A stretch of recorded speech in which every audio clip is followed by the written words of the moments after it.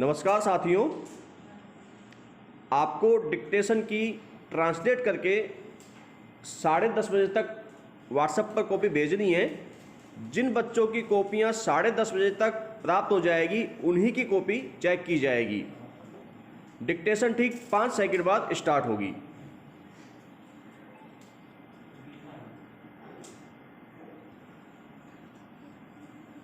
Ready, start. सतही तौर पर देखा जाए तो कला और विज्ञान पूर्णतः भिन्न क्षेत्र हैं। विराम।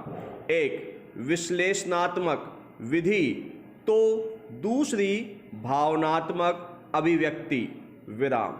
एक तरफ विज्ञान के द्वारा किसी सिद्धांत को अनेक परीक्षणों के बाद स्थापित किया जाता है, वहीं कला काल्पनिक दुनिया को दर्शकों श्रोताओं के सामने प्रस्तुत करने का अपना ढंग है। विराम।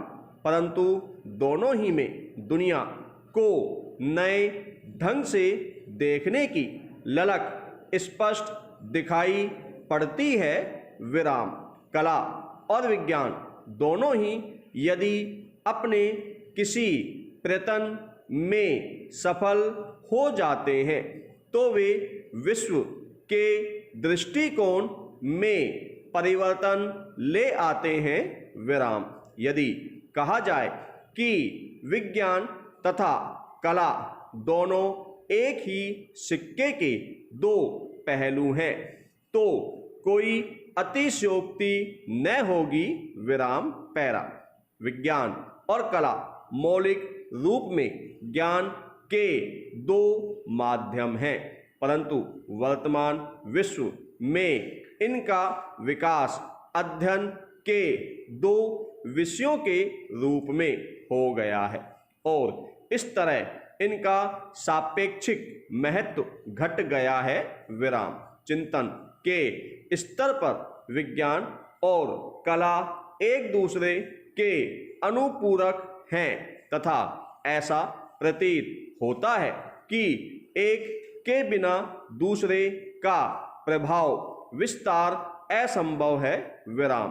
परंतु व्यवहारिक स्तर पर बाह्य रूप से दोनों विषयों में कुछ मूलभूत अंतर भी दृष्टिगोचर होते हैं। विराम।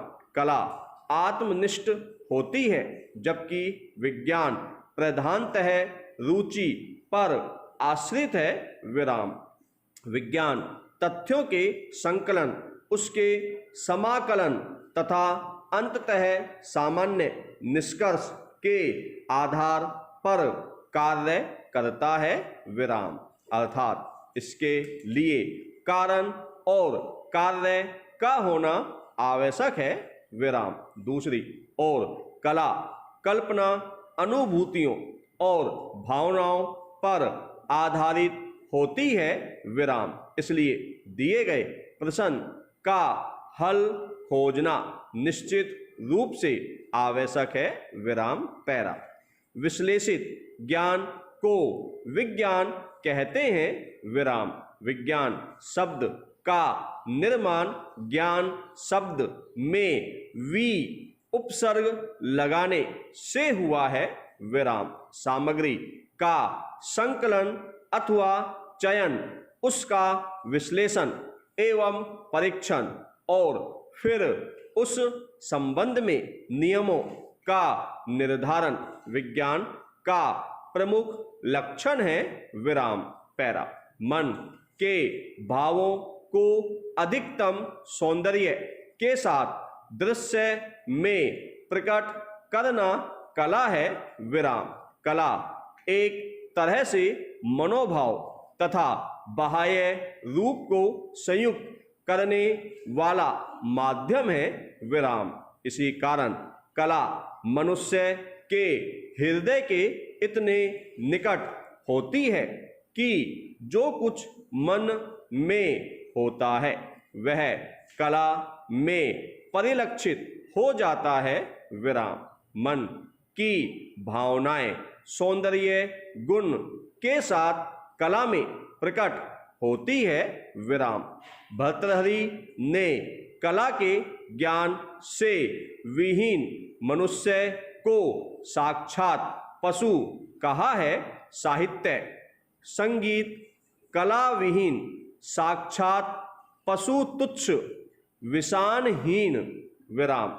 शाब्दिक व्युत्पत्ति की दृष्टि से देखा जाए तो कला मूलतः संस्कृत भाषा का शब्द है, विराम। भाषा विज्ञानियों की दृष्टि से कला शब्द की व्युत्पत्ति संदिग्ध है, विराम। कुछ विद्वान कला शब्द का अर्थ सुंदर, कोमल, मधुर या सुख लाने वाली कला को उसके साथ संबद्ध करते हैं, तो कुछ इसे कल धातु से विकसित मानते हैं, विराम।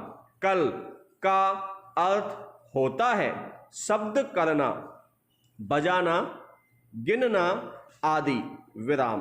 कुछ विद्वान इसे कंग धातु से व्युत्पन्न मानते हैं, जिसका अर्थ होता है मदमस्त करना अथवा प्रसन्न करना, विराम।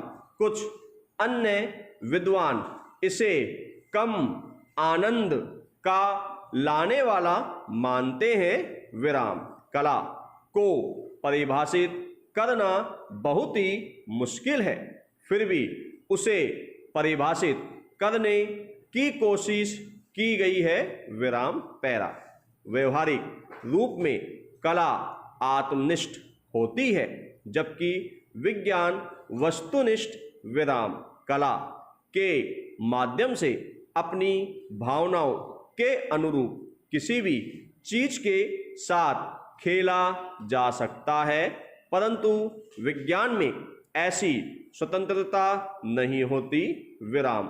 वस्तुनिष्ठता के कारण विज्ञान के नियम सार्वभौम बन जाते हैं। कभी कभी किंचित परिवर्तन को छोड़कर ये नियम सार्वकालिक भी बन जाते हैं। यथा लोहा एक धात्विक पदार्थ है और गर्म करने पर वह फैलता है, यह सार्वभौमिक सत्य है, विराम।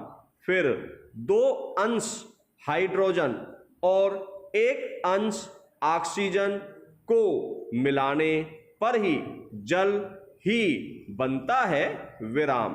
कला आत्मनिष्ठ होती है, विराम। आत्मनिष्ठता के कारण उसमें व्यक्तिगत अनुभूतियों की प्रधानता होती है, विराम। कला कल्पना पर आश्रित होती है, इसलिए कलात्मक सर्जनाओं का स्वरूप हमेशा परिवर्तित होता रहता है, विराम। एक कलाकार ने आज अंतरिक्ष की कल्पना जिस रूप में की है, ऐसा आवश्यक नहीं है कि 50 वर्षों के बाद भी वह वैसी ही कल्पना करेगा, विराम। साथियों, आपको पेपर बड़ी ईमानदारी से देना है और वीडियो से ही इसकी ट्रांसलेट का मिलान करके कॉपी को व्हाट्सएप करना है। जो स्टूडेंट फर्स्ट, सेकंड और थर्ड नंबर पर आएंगे उनको इंस्टीट्यूट की तरफ से इनाम भी दी जाएगी। धन्यवाद।